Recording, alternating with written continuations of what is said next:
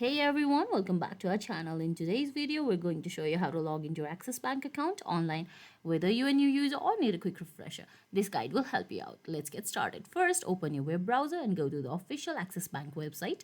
You can do this by typing axisbank.com in the address bar, or you can go through the shortcuts. Always make sure you're on the official website to avoid any scams.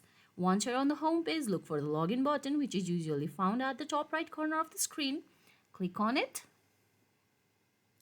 and from the drop down menu you have to select personal login, which will take you to the internet banking home page. On the internet banking home page, you will see fields asking for your login ID and password.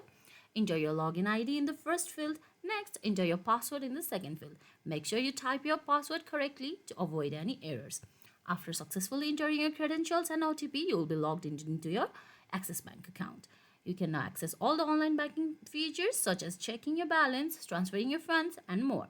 And that's it. You've successfully logged into your Axis Bank account. If you found this video helpful, please like it, leave a comment, subscribe to our channel, and hit that bell icon.